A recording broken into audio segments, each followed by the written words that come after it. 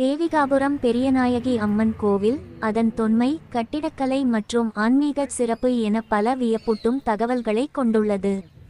இந்த கோவிலின் மூல அமைப்பு சோழ மன்னன் தொண்டைமான் சக்கரவர்த்தியால் கட்டப்பட்டதாக நம்பப்படுகிறது. பின்னர் 14ஆம் நூற்றாண்டில் விஜயநகர பேரரசால் இது பெரிய அளவில் விரிவுபடுத்தப்பட்டது. திருவண்ணாமலை மாவட்டத்தில் உள்ள புகழ்பெற்ற அருணாச்சலேஸ்வரர் கோயிலுக்கு அடுத்தபடியாக இது இரண்டாவது பெரிய கோவிலாக கருதப்படுகிறது.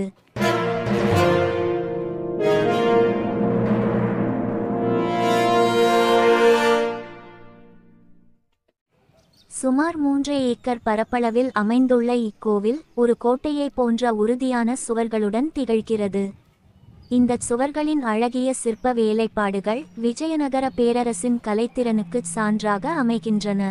குறிப்பாக 36 தூண்கள் கொண்ட முன் மண்டபத்தில் சிவன், விஷ்ணு, தேவி ஆகியோரின் புராண கதைகளை சித்தரிக்கும் 432 சிற்பங்கள் மிக நுணுக்கமாக செதுக்கப்பட்டுள்ளன.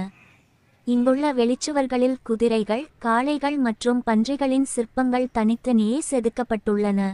இதில் பன்றிச் சிற்பங்கள் இஸ்லாமிய படையெடுப்பாளர்களிடமிருந்து கோவிலை பாதுகாக்க அவர்களை அச்சுறுத்தும் ஒரு குறியீடாக வைக்கப்பட்டிருக்கலாம் என்று சில ஆய்வாளர்கள் கருதுகின்றனர்.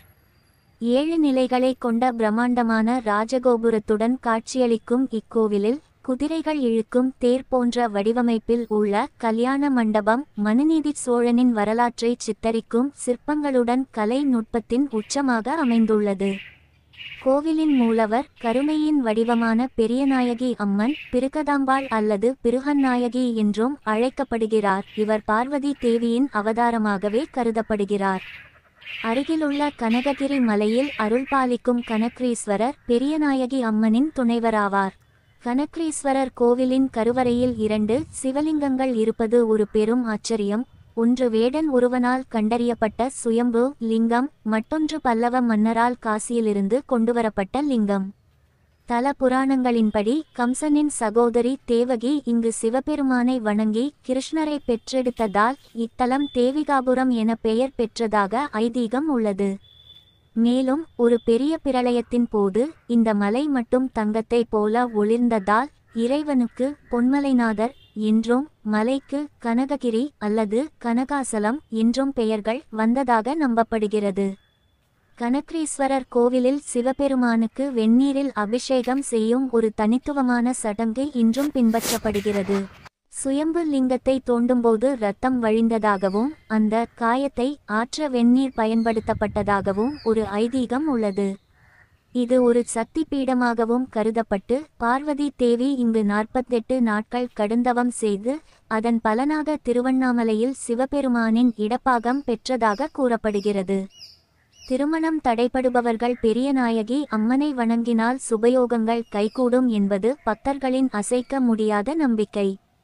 திருவண்ணாமலையைப் போலவே பக்தர்கள் கனககிரி மலையைச் சுற்றி கிரிவலம் வந்து இறைவனை வழிபடுவது இங்கு ஒரு முக்கிய வழிபாடாகும்.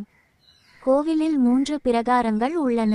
முதல் உள் பிரகாரத்தில் விநாயகர், மகா விஷ்ணு, வள்ளி தெய்வானையுடன் முருகப்பெருமான், சண்டிகேஸ்வரர் போன்ற தெய்வங்களின் சன்னதிகள் உள்ளன. ராஜகோபுரத்திற்கு அடுத்து பலிபீடமும் கொடிமரமும் அமைந்துள்ளன. அதன் அருகில் நந்தி தேவர் பெரியநாயகி அம்மனை நோக்கியவாறு வீற்றிருக்கிறார். 36 தூண்கள் கொண்ட மண்டபத்தின் தெற்கில் விநாயகர் சன்னதியும் வடக்கில் ஆறுமுகப்பெருமான் சன்னதியும் உள்ளன. இந்த முருகப்பெருமான் மீது அருணகிரிநாதர் திருப்புகழ் பாடியுள்ளார். வெளிப்புற பிரகாரத்தில் காசி விஸ்வநாதர் மற்றும் பிள்ளையார் சன்னதிகள் அமைந்துள்ளன. இது காசிக்கு சென்று வராத குறையை போக்குவதாக நம்பப்படுகிறது. மேலும் ஒரு பெரிய நவக்கிரக சன்னதியும் பக்தர்கள் பூஜை செய்வதற்கான கோசாலையும் இங்கு உள்ளன. பக்தர்களின் நேர்த்திக்கடனை செலுத்துவதற்கு துலாபாரம் வசதியும் செய்யப்பட்டுள்ளது. கருவறையில் அன்னை பெரியநாயகி அம்மன் நின்ற கோலத்தில் கிழக்கு நோக்கி அருள்பாலிக்கிறார். அன்னையின் மேல் 2 கரங்களில் பாச அங்குசமும் கீழ் 2 கரங்களில் அபய மற்றும் வரத முத்திரைகளையும் கொண்டு அழகாக காட்சியளிக்கிறார். காஞ்சி காமாட்சி, மதுரை மீனாட்சி போல அன்னை ஆதிசக்தி தனி ஆலயமாக இங்கு அருள்பாலிக்கிறார். மகா மண்டபத்தில் லிங்கோத்பவர், நரசிம்மர், காலபைரவர், நடன மங்கையர் போன்ற சிற்பங்களும் பிரம்மாண்டமான அதிகார நந்தி சிற்பமும் சிற்பக்கலையின் உச்சத்தை வெளிப்படுத்துகின்றன. கருவறையை வலம் வரும்போது விநாயகர், மகாவிஷ்ணு, முருகன், சண்டிகேஸ்வரி ஆகிய தெய்வங்களின் சிலைகளை காணலாம். இரண்டாம் பிரகாரத்தில் நவராத்திரி கொலு மண்டபம் உள்ளது. இங்கு நவராத்திரி நாட்களில் சிறப்பு வழிபாடுகள் நடைபெறும். பக்தர்கள் அம்மனுக்கு பால், தயிர், இளநீர், எண்ணெய் ஆகியவற்றால் அபிஷேகம் செய்து புது வஸ்திரம் சாத்தி நேர்த்திக்கடனை நிறைவேற்றுகின்றனர்.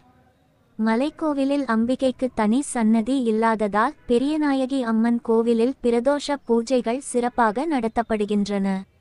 கனககிரி மலை கடல் மட்டத்திலிருந்து சுமார் 500 அடி உயரத்தில் உள்ளது. மலையின் உச்சிக்கு செல்ல 365 படிகள் அமைந்துள்ளன. இவை வருடத்தின் ஒவ்வொரு நாளையும் குறிப்பதாக கூறப்படுகிறது. மலையிலிருந்து இறங்கும் வழியில் பார்வதி தேவி தவம் செய்த இடத்தில் அவரது திருப்பாதச் சுவடு செதுக்கப்பட்டுள்ளது. மலையின் அடிவாரத்தில் காமேஸ்வரர் மற்றும் கோகிலாம்பாள் சன்னதியும் உள்ளது. இக்கோவிலில் ஆடி மாத வெள்ளிக்கிழமைகள் மிக விசேஷமாக கொண்டாடப்படுகின்றன. சிவராத்திரி, பிரதோஷம் போன்ற நாட்களில் கனக்ரீஸ்வரர் மற்றும் பெரியநாயகி அம்மனுக்கு சங்காபிஷேகம் போன்ற சிறப்பு அபிஷேகங்கள் நடைபெறும். முக்கிய விழாக்களின்போது உற்சவ மூர்த்திகள் பல்லக்கு மற்றும் தேரில் வீதி உலா வருவது கண்கவர் காட்சியாகும். தேவிகாபுரம் பெரியநாயகி அம்மன் கோவில் காலை 6 மணி முதல் மதியம் நண்பகல் 12 மணி வரையிலும், மாலை காலை 5 மணி முதல் இரவு காலை 8 மணி வரையிலும் திறந்திருக்கும். மலைக்கோவில் கனக்ரீஸ்வரர் கோவில் காலை 8 மணி முதல் காலை 10 மணி வரை மட்டுமே திறந்திருக்கும். திருவண்ணாமலை மற்றும் வேலூருக்கு இடையில் போலூர் நகரத்திற்கு அருகில் தேவிகாபுரம் அமைந்துள்ளது. கோவிலின் பின்புறம் பூஜை பொருட்கள் விற்கும் கடைகள் நிறைந்த ஒரு பரபரப்பான சந்தை பகுதி உள்ளது. தேவிகாபுரம் ஸ்ரீ பெரியநாயகி அம்மன் கோயில் முக்கியமாக 14ஆம் நூற்றாண்டில் விஜயநகர பேரரசரால் கட்டப்பட்டது என்பது நாம் அறிந்ததே. விஜயநகர பேரரசு இந்த கோயிலை கட்டியதற்கு பெருமை சேர்க்கப்பட்டாலும் சில ஆதாரங்கள் சோழ மன்னர்களும் இக்கோயிலின் வளர்ச்சியில் செல்வாக்கு செலுத்தியதாக கூறுகின்றன. மேலும் ஒரு பல்லவ மன்னன் ஒரு போரில் வெற்றி பெற்று திரும்பினால் இந்த இடத்தில் ஒரு பெரிய கோயிலை கட்டுவதாக சபதம் செய்து பின்னர் அதை நிறைவேற்றினார் என்ற கதையும் உள்ளது. இக்கோயில் பெரியநாயகி அம்மன் வழிபாட்டிற்காக ஒரு முக்கியமான இடமாக கட்டப்பட்டது. பெரியநாயகி அம்மன் பார்வதி தேவியின் அவதாரமாக கருதப்படுகிறார். இக்கோயில் வளாகத்தில் காணப்படும் விஜயநகர பேரரசின் ஏராளமான சிற்பங்களும் கல்வெட்டுகளும் அந்த காலகட்டத்தில் இதன் வரலாற்று மற்றும் மத முக்கியத்துவத்தை மேலும் எடுத்துக்காட்டுகின்றன. இந்த கோயில் விஜயநகர மன்னரான ஸ்ரீ கிருஷ்ணதேவராயரின் பிறந்த இடமாகவும் கருதப்படுகிறது.